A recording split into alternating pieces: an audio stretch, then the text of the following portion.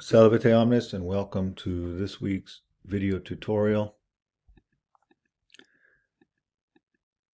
Today I will be talking about chapter 20, Viginti. Our grammar topic is fourth declension nouns, ablatives of place, from which, and separation. This is a rather straightforward chapter and gives yet another opportunity to master what I think is the key to understanding Latin, namely the Latin noun declensions and the inflected nature of these nouns. Most nouns fall within the first three declensions, but we have 5 in total. This one's easy to recognize because U is the key vowel, but you will need to memorize the us, ui, u, us, ibus. Note that they all end, or rather they all include u, except the plural dative and ablative, which in the dative follows the third declension ibus, and as well as the ablative ibus as well. So in short, this is not a very tricky chapter in terms of the grammar, so we can focus on vocabulary and solidifying your reading and translation skills in Latin. As always, you will want to read through the chapter using other online resources such as latintutorial.com to further elucidate the concept. But as your book explains, this is a rather straightforward chapter, easily learned relative to other more advanced concepts. It is important to differentiate the fourth declension from second and third declension. Some, especially the second, which has us as one of its key forms. So here I'm toggling over the nominative singular, but this only reinforces the fact that we need to learn the genitive singular of nouns in order to identify the declension of nouns, because it's only the genitive singular that is different in spelling or form, and that will tell us that that noun belongs to that declension, in this case, fourth declension. All right, ablatives of place, separation. This also is fairly straightforward. Almost always it's from a place or from some idea, for example, from freedom or from justice or from virtue. And the noun that follows will be in the ablative. So we have some examples here. Flumen de montibus in mare fluxit. I recommend studying these examples, especially because they give you a good English translation. So from the mountains, de montibus. Mons montis is third declension. Again, if we're not sure, we can look that up on Whitaker's Words, which I have here, which I'll use for today's lesson. But then we can see the ablative of separation. Ibus, montibus, de montibus is why mountains ends in ibus, following that grammatical form. All right, let's go into it. Do have some vocabulary. Once again, the companion website for Whitaker's, or not Whitaker's, but Wheelock's rather, does have pronunciation guides for these, but they're relatively straightforward. Again, for the exam, which you'll have in a couple of weeks, you're responsible for learning and memorizing this vocabulary in bold. All right, let's go into the lesson. We're going to focus again on the Sententia Antiquae, as well as the longer passage based on Cicero's critique of Catiline. Unos, cornua cerbum a periculus defendunt, by Martial. Martial, as you recall, along with Juvenal, is most noted for his satire. So what do we have here? Cornua, which means horns. Horns defend a deer from dangers. Let me go ahead and write that out, and then I'll explain what that means.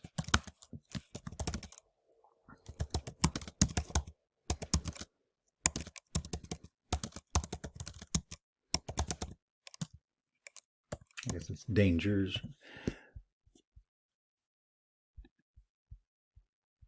All right, so let's start with the ablative of separation. From dangers, periculis. So periculum is the noun. So I have the Whitaker's words pulled up here. So we should know this word by now from memory. If not, we need to look it up. So here, periculum is a neuter noun, but we have periculis, which puts it in the plural form. So if I just type this in here, you'll see that's confirmed. Periculis, ablative plural. And in this context, it means from dangers. What is the direct object in this example? Cervum, which means deer. So put it all together, or they have stag as well, which is a kind of deer. So horns, or the horns, defend the deer, or stag, if you will, from dangers. So that one's fairly straightforward, again, exemplifying the ablative of separation. Periculis, although we do probably have some new vocabulary, which will have to be looked up. Cornua, I believe, is one of the vocabulary words, so you can see how studying and learning the vocabulary first will help further understanding of the sententiae. All right, moving on to number 2. Oedipus duibus oculi se priavit. Here we have one from Cicero. Oedipus deprived himself of his 2 eyes, or it can be even from his 2 eyes. So let me write that out. I'll explain that.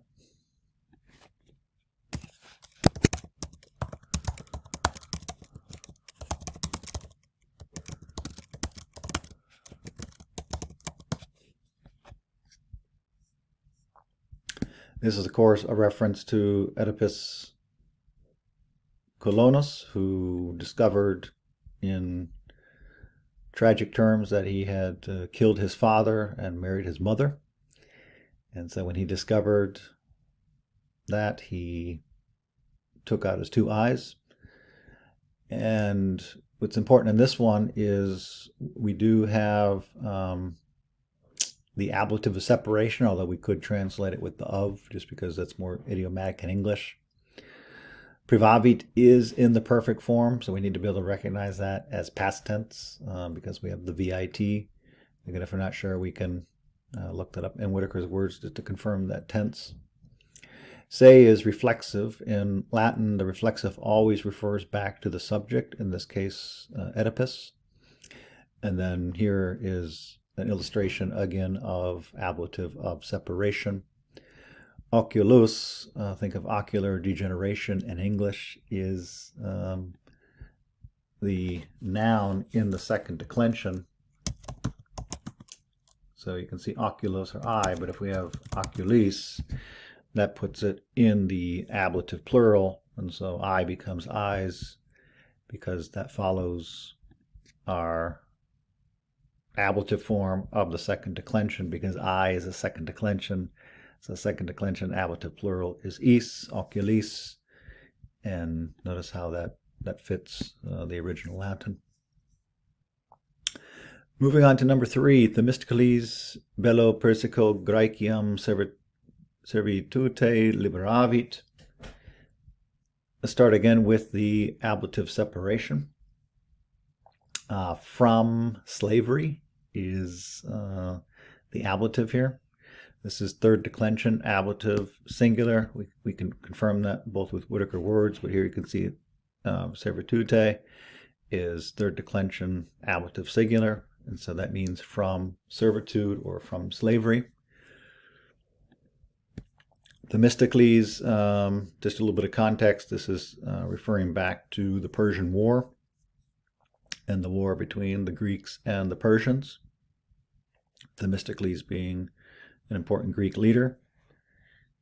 So we have Themistocles in the Persian War. So bello, persico are both second declension ablative singular.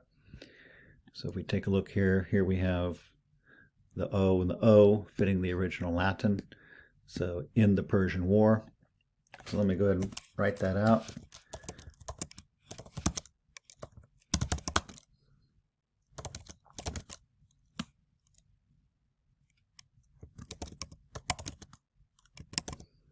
You could vary the word order. You could start by saying in the Persian War, but especially for these lessons, I tend to keep it literal so we can follow more coherently the original Latin.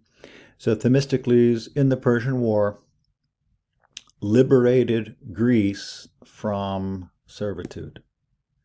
So let me go ahead and write that out. I'll explain it. Liberated Greece from servitude, or even maybe from slavery, is the idea there. As the Persians went west, they came into conflict with the Greeks. And so that is sort of the context you may recall from your study of ancient Greek history. Other things of note in terms of basic grammar, we should be able to recognize graeciam as the direct object. So that fits very simply going back to basic Latin, accusative first declension am. And so in this case it's Greece. Other things of note, we need to be able to recognize this as the past tense, so liberated. So that is third person singular, and of course agreeing with the subject, Themistocles. And then we already noted this is the ablative of separation again, which is one of the grammar topics. All right, moving on to another Greek, namely the Greek orator Demosthenes, whom Cicero admired greatly and influenced in his own speeches in ancient Rome, especially during the Republic. Demosthenes multos versos uno spiritu pronuntiabat. And so this one we have the verb in the imperfect, bambes bat, bamos bates bant. So it literally was pronouncing. And you'll see here that means what spoke. Probably might be the best sense in English, but I'm going to keep it literal. Of course, this is where we get the word pronounce from, this Latin word. So Demosthenes was pronouncing many verses in one breath. So let me go ahead and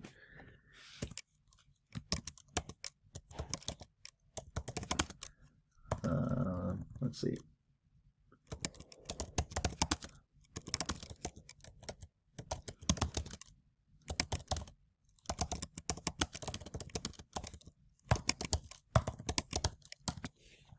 Let me explain this in a little bit greater detail in terms of the endings, grammar, and so forth.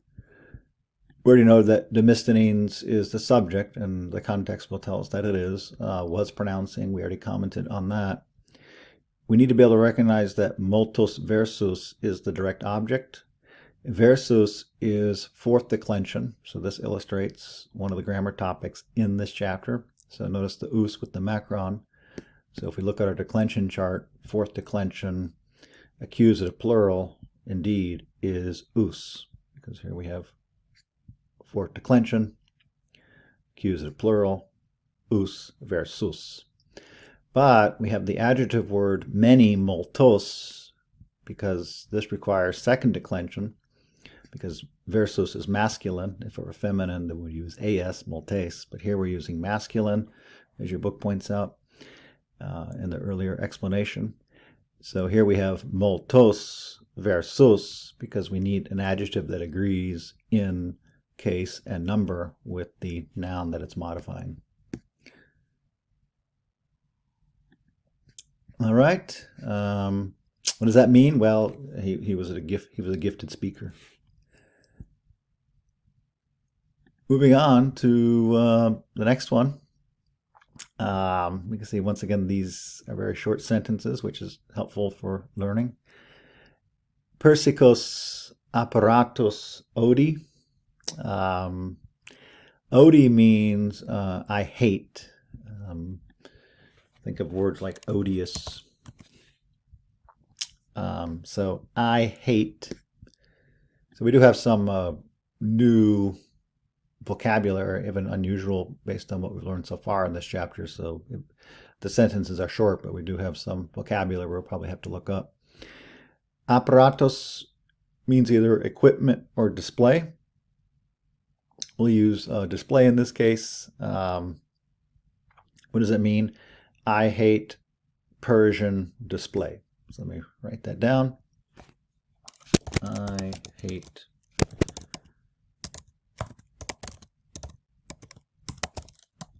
What does that mean? Well, it seems maybe they're disingenuous or pomp and circumstance, and whatever they're doing seems to be more for show than substance. Horace.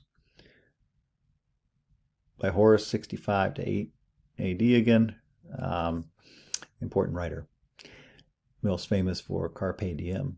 Here we have another one by Horace.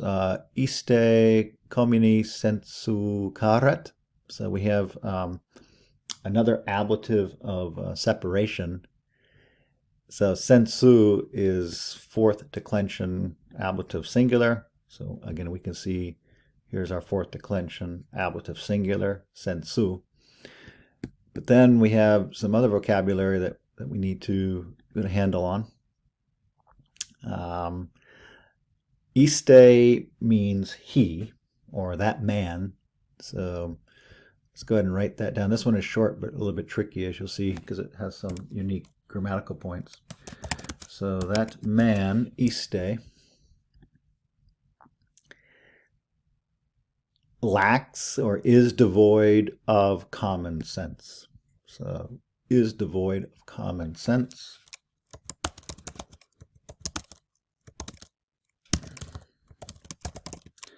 You can see we saw this earlier with number 2. I think for more standard English, using of makes more sense grammatically.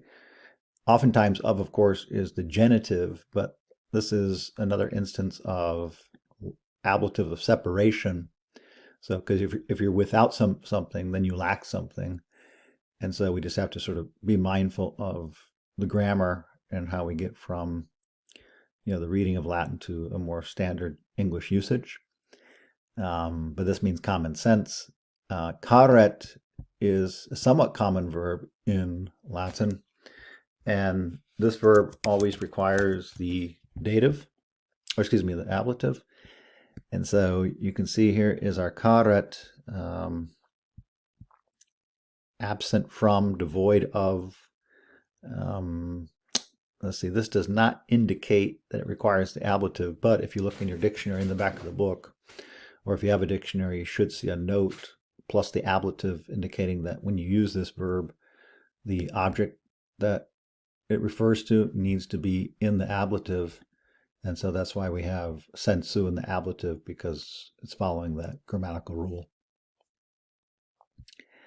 All right, moving on to septem. Senectus nos privat omnibus voluptatibus neque longe ab est a morte. Again, another one by Cicero. This is a reference to his essay De Senectute on old age, which I think we've mentioned before. Senectus nos privat omnibus voluptatibus neque longe ab est a morte. Okay, so senectus means old age. Of course, that's where we get words like senile and senility. But in this case, it means old age. But for Cicero, it has nothing to do with human weakness, but rather wisdom. And so let's go ahead and write that down first as a marker. Old age, senectus. Old age, nos means us, privat means deprives. In fact, one of the nice things about this is a very well-conceived textbook. So here we have the present tense privat, and we can compare that with the perfect or past tense privavit. So we can see this helps us learn these forms. If you see VIT, it's present or past tense, whereas here is present tense. You can see it's a slightly different, often shorter form. So deprives us. Nos can also mean we, but in this case it is functioning as the direct object. So let's go ahead and write that down. Old age deprives us. And then deprives us of what? So here's another ablative of separation, but we'll go ahead and use of in our English translation. Of all pleasures is probably how, literally from all pleasures, but probably of sounds better English.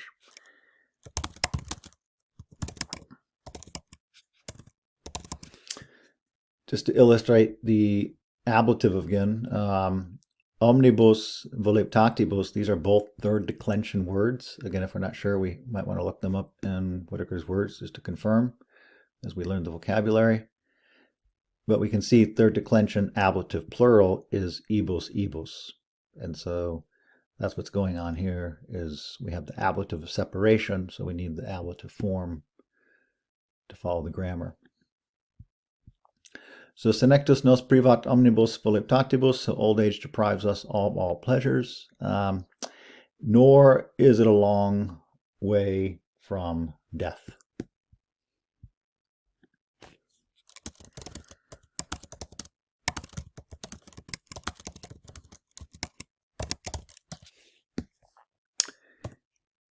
Probably of note here is a morte, which means from death. So here's ablative of separation. A morte, because morte is third declension. So sure enough, third declension ablative singular is morte, because if we look up this word, we're going to see that it's mors mortis is the noun. So the mortis tells us it's third declension. This is true of all Latin words. Only the genitive will tell you. So since it's mortis, we need third declension. In this case, a morte, from death, is how that works. And abest, of course, is where we get words like absent, but in this case, not long from death. All right. In fact, I have some other helpful notes down here that you can use to help you as you work through this on your own. Octo nolus accusator caret culpa omnis peccavimus. Here's Seneca. And remember, he was the tutor of Nero, known for his stoicism or stoic thought. So we have no accuser is devoid literally from blame, because here we have the ablative of separation again, because caret, we talked about earlier, always requires the ablative. So there is our first declension ablative singular, so culpe. You may have heard the expression mea culpa before, which means my fault. No accuser is free from blame. So let me go ahead and write that down here.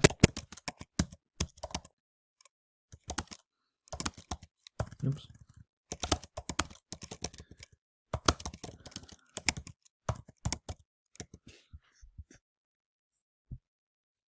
No accuser is free from blame. All have sinned. All people have. Sin probably works, although be careful not to overinterpret in a Christian sense, because Seneca is a Roman who's not thinking of Christian morality, but just human frailty and human mortality. But we're going to go ahead and follow this gloss here.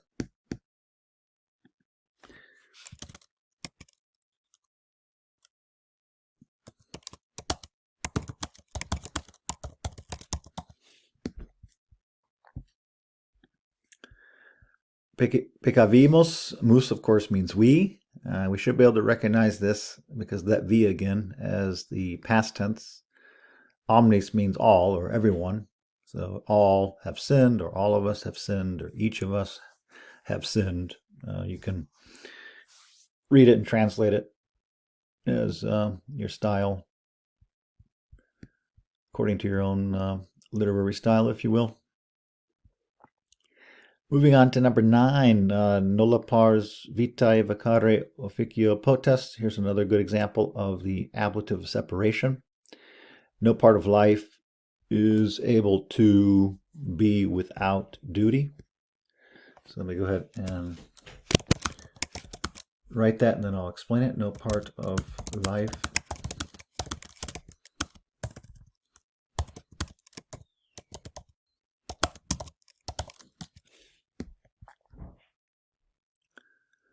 This is a good sentence to better understand not only the ablative, but just how Latin works. Nolla is an adjective word, but since part is feminine, that's why we need nolla, not nollus. So we were talking about earlier how adjective words need to agree in person, case, and gender with the noun they're modifying. And so that's why sometimes we have multus or multos, and sometimes we have nolla and nolles. It just depends on the noun that's followed in terms of the modification. Vitae is of life. So here we have first declension genitive singular, because vita is first declension. Again, if we're not sure, we can look that up in Whitaker's Words or a dictionary.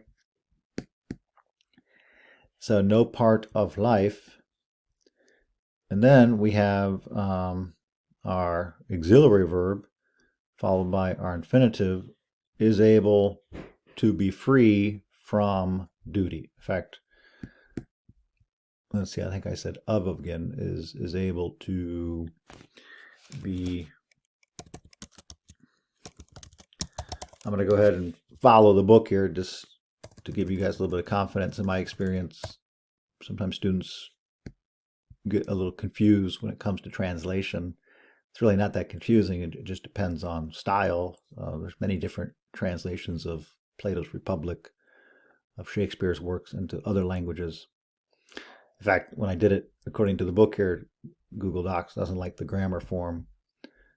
And so, but that's okay, because we're going to follow this right here. But probably no part of life is able to be without duty is the more idiomatic form. We may have mentioned before in previous lessons that for the Romans, certainly for Cicero, duty, not rights, was the moral attitude, if not the principle by which Romans lived. For the ancients, one didn't possess rights, which would have been meaningless to the Greeks and Romans. Rather, your dignity and your worth as a human being was based on actually what you did by your actions. And so, for example, having a duty to respect your parents was based on your behaviors. And so children were considered more pious or less to the extent that their behaviors actually did or did not honor their parents. At any rate, it's a complex history, as you can imagine, but it's interesting to note the differences between duty and rights as we compare the ancient to the modern worlds. All right, moving on to Dachem. Remember, as a rule, we'll do the first 10, unless there's one that I deem of special intellectual note. Prima virtus est vitio carare. So we have another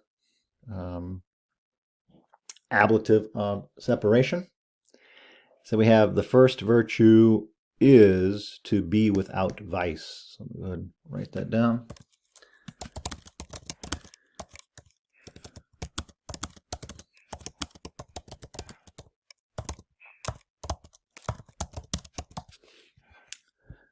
It's kind of interesting because we have Quintilian, who's one of the church fathers, that is one of the main people who established the Christian church as an institution in terms of theological coherency. So we don't have a lot of Quintilian or ecclesiastical Latin in our book, but here's a good one. So we talked before how adjectives need to agree with the noun they're modifying. So what gender is virtus based on the fact that the adjective ends in A? Yep, you guessed it. It is feminine, so that's why we have prima, not primus.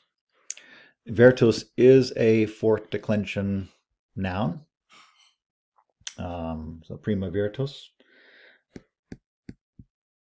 And beyond that, we have is, and then curare we've seen a couple of times in different forms. Here we have the infinitive, whereas before it was used as the main verb, for example, in number 6. But then here is our ablative of separation. Don't confuse this with life, which is vita, because we have the I here that actually means vice. In fact, our word vice, vi. Once again, if we're not sure, we can look it up in our Whitaker's words, and you can see, based on the context, it is ablative singular, and it means, could be sin as well, since it is in a ecclesiastical Christian church context. Anyways, that's a good one in terms of helping us understand the Latin. Let's see, I think we'll skip 11, 12, and 13 if you want to tackle them on your own.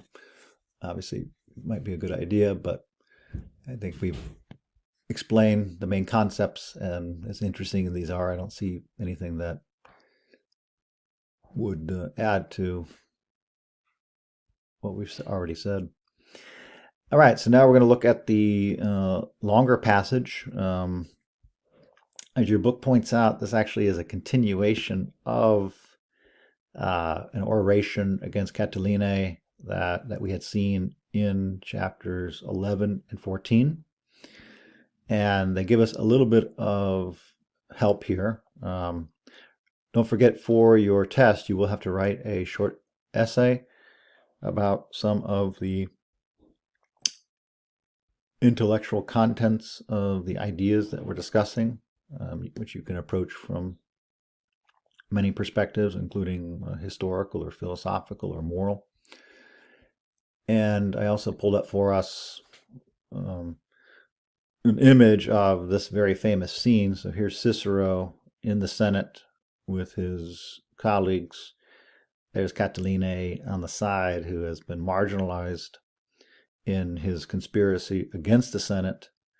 And Cicero won the day in a very famous speech, which is very famous in history, not just of politics, but of an institutional history, but of law as well. So that's sort of the context there, which I think the image explains a lot. So if we go back to the Latin here, let's go ahead and read it first. Habemus senatus consultum contra te, Catiline, vehemens et grave acre judicium habemus, et vires et concilium civitas nostra habet, quidis Catilina, cur Romanes, odi immortalis, discere nunc ex hac urbe cum male manus sceleratorum, magnum metu me liberabis, si omnes istos coniuratos tecum educes, nisi nunc disceris te cito eciemus, nihil in civitate nostra te delectare potest, age, dende curiad manlium istum amicum malum, te Dio desid aravit, incipe nunc, pare copias et gere bellum in civitatem. Brevi tempore te omnes quae tuos, hostos patriae vincimus et omnos vos poenos gravi semper dabitis. All right, let's go ahead and work our way through this one. The first word of note is consultum, which our book translates as decree, but it is where we get words like consult or consultant. So we want to use this vocabulary that the book gives us as much as possible. And so what do we have here? That we have the Senate's decree against you, Catiline. So let me go ahead and write that down, and then I'll try to explain it in further detail.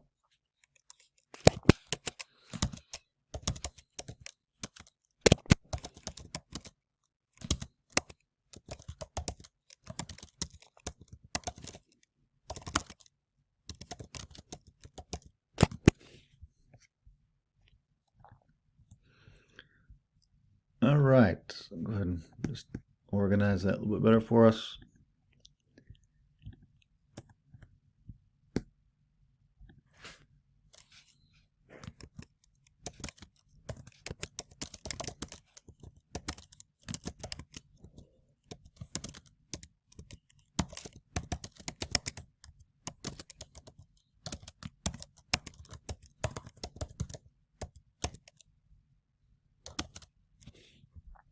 Let's go back and take a look here. So we have, it's pretty straightforward here. Mus means we, habe means we. And then the Senate's decree, Senatus actually is fourth declension. So you can see the macron there. So this could be either translated as the Senate's decree with the apostrophe or possessive, or we could also say of the Senate if you prefer that more formal English. But it is in the genitive fourth declension, which is one of our grammar topics in this unit. We have the Senate's decree against you, Catiline, so contra te, so against you, and then Catiline. We do need to put it back in the nominative or regular spelling. Here it's actually in the vocative, which does change the spelling a little bit, but in our translation, since English doesn't have cases, we're going to just put it back in Catiline. And then we have vehemens et grave.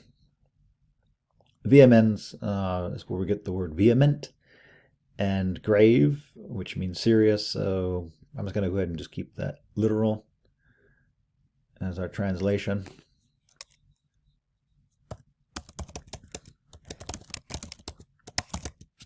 It loses a little bit in translation because it sounds a little bit wooden to say vehement and grave. But in Latin, it doesn't have that wooden quality. And of course, it just means that he has been discovered in his conspiracy against Rome, and there's really nothing that he can do to contradict the evidence that Cicero and the Senate have gathered against him in his conspiracy to circumvent the authority of the Senate and, in Cicero's view, bring down the Roman Republic. Acre judicium habemus. We have acre, we've seen before. This is where we get words like ace or harsh or keen. So we have a harsh, literally a harshness of judgment. Judicium. Acre can be a little bit tricky to translate. So let me see if we have any other options. Keen, severe, vigorous, sharp, pointed, piercing. So maybe keen. Let's go with keen. And of judgment. So we have a keen judgment. Again, a little bit tricky to translate.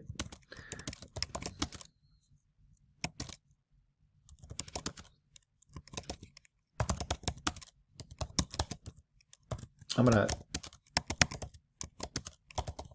add a more free translation, just so it doesn't sound too wooden, but sort of following that first line, we have a most severe judgment against you, is I think the sense of it, but we have to add a little bit more in our English because the Latin tends to be more pointed in this context. Et viris et concilium civitas nostra habet. Et means both and then nostra civitas means our state, in other words, Rome. So our state has both strength and judgment. And so the idea here, let me write this down and I'll explain what that probably means.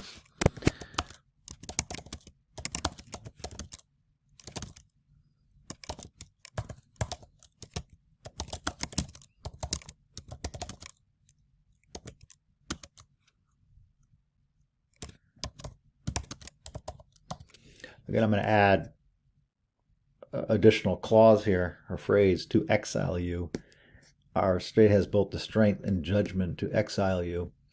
The context of this is it was very problematic to send a senator um, into exile, or to even accuse a senator, and because the Republic, in one sense, was synonymous with the Senate. And so that's sort of the idea here, is that the Senate was synonymous with, in many ways, with the Roman state. And so this idea that somehow a senator such as Catiline was inferior or could be sent away from Rome um, was highly controversial. And that's sort of the sense of the Latin here. But Cicero wants to argue that the state has the strength and plan, that is the evidence, and the other senators who are in agreement with the evidence that what Catiline has done is deserving of exile. What is it, Catiline? Why do you remain? So here we have probably the easiest, or finally an easy sentence. Let's write this down.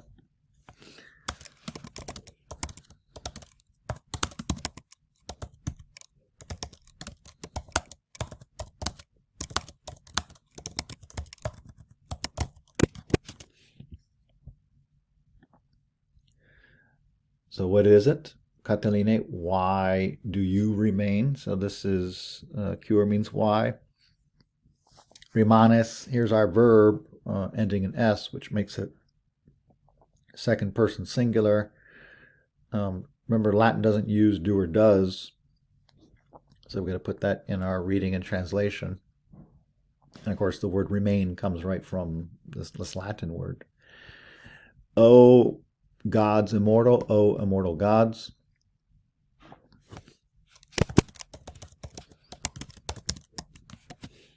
Latin, as you know, likes to put the adjective after the noun. So here we have the noun followed by the ablative. Just basic declension clarification. Gods is second declension, nominative plural, D. But then immortal is third, so we have immortalis, D immortalis, explaining those two endings, I and ES, respectively. O immortal gods, leave now from this city, or depart now from this city.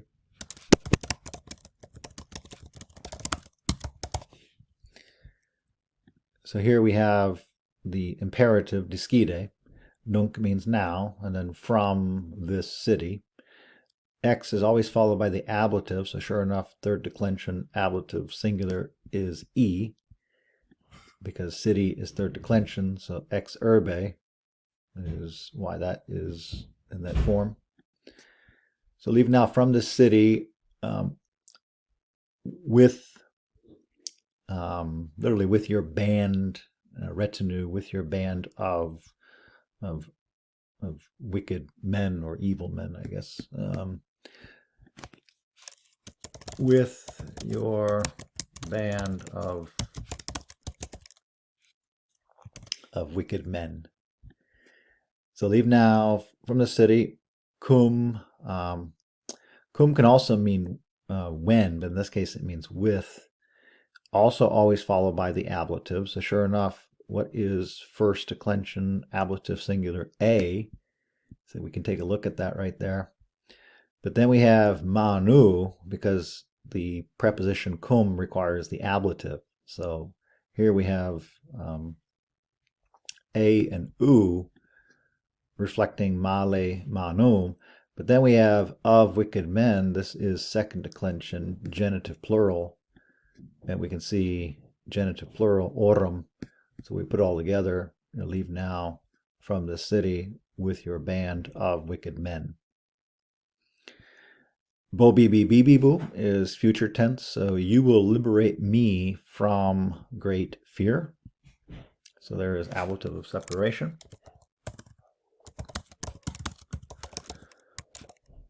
You will liberate me, or free me from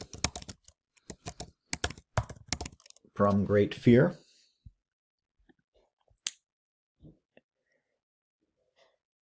Let's see. This one is fairly straightforward, going back to, I think, even Latin 1, quite frankly. So Latin 1, 101, liberabis, you, S means you, will free or liberate me. And then here's our ablative of separation. Magno, second declension, ablative singular. Me too is another fourth declension noun, which is one of the grammar topics in this chapter. So magno me too, from great fear, both in the ablative of separation. You will liberate me from great fear if you take all those conspirators with you. So let me write that down.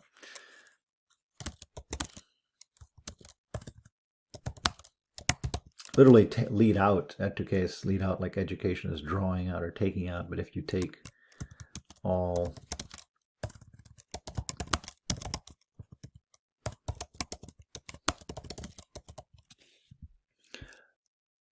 let me try to explain this in further detail. So C means if, educase means you, so here we have another verb ending in S, so it's second person singular. If you lead or take with you all those conspirators. So omnes istos conjuratos is the direct object. Omnes is third declension accusative plural. Istos conjuratos, like multos earlier and multos versus, is second declension accusative plural. So os as our direct object. Omnes is third declension, just to kind of show you that form. So third declension, accusative plural is is. So omnes, os. Unless you leave now, so nisi nunc disceris. Let's go ahead and write that down.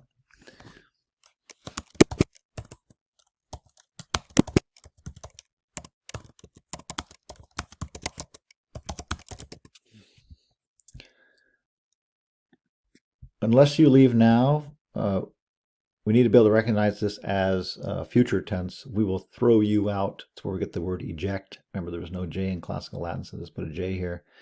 We will throw you out quickly. Unless you leave now,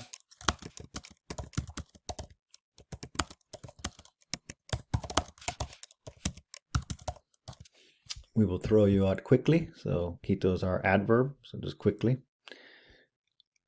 Nihil in nothing in our state is able to delight you. In other words, that if you're trying to overthrow the Senate and the Republic, clearly you're not a believer in that state. So if you don't believe in the state, then why would you want to stay here? Is sort of the obvious sense of this. So nothing in our state is able to delight you.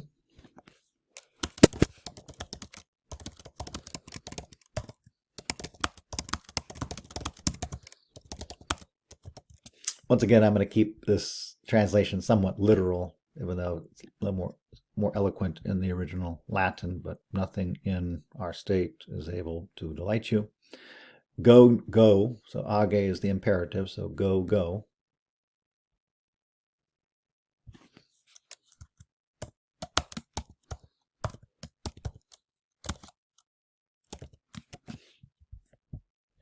Age, age. Then curre is also the imperative. Run. Now there is a note, I believe, in our book on Manlius. Manlius was one of Catiline principal fellow conspirators. So that's what the Manlium is referring to here. So go, go.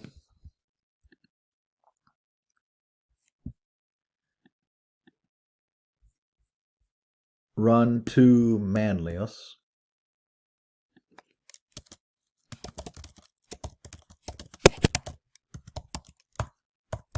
Again, we got to put it back in the nominative form. Diende means then. Then run to Manlius, literally that bad friend. In other words, if you're, according to Cicero, if you're committing treason, you lack moral character.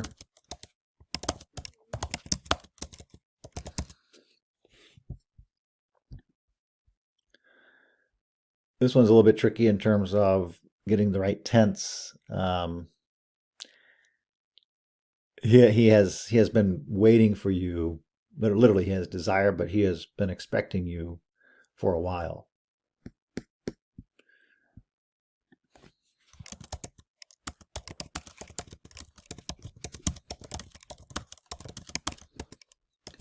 Now, the suggestion here, of course, is he was waiting for Catalina to bring him good news that the conspirator had worked, but he's soon to learn that his machinations or conspiracy were discovered, and so he's about to learn that things didn't quite work out as they had hoped. Incipe nunc means begin now. This is where we get words like incipient. So we do have a good review of the imperative in these last couple sentences. So begin now, incipe nunc.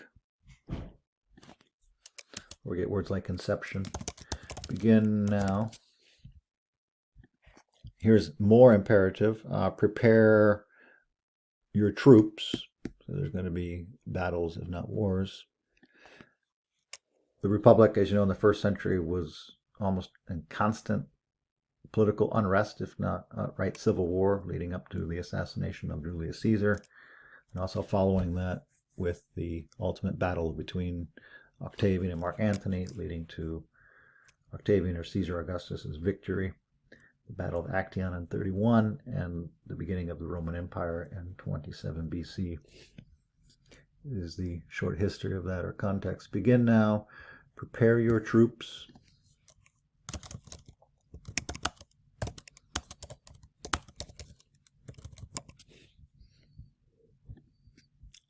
Et gere means to wage. Gere bellum, so prepare your troops. Let's see, what's the context for here? So begin now, prepare your troops, and wage war against the state.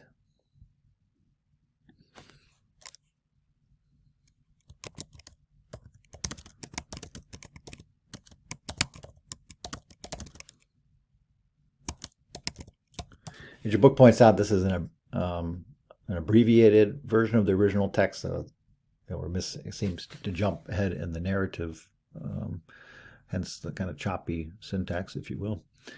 Prepare your troops and wage war against the state. Brevi tempore is an ablative time expression, probably just needs to be memorized in a short time, literally in a brief time.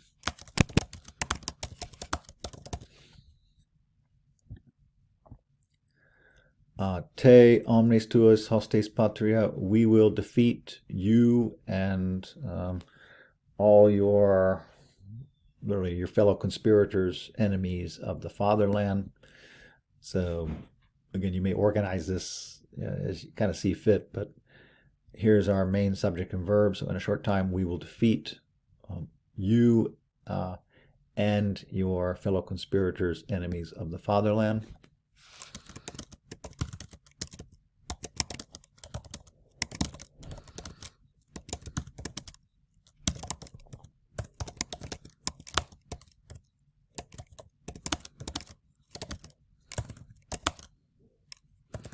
Maybe I'll say enemies of Rome just to indicate again how probably translation, because enemies of the fatherland, although that's what it says, fatherland seems a little bit old-fashioned in modern English usage.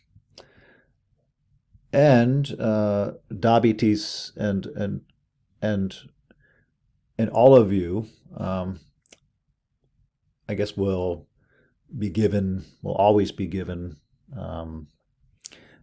the most severe penalty.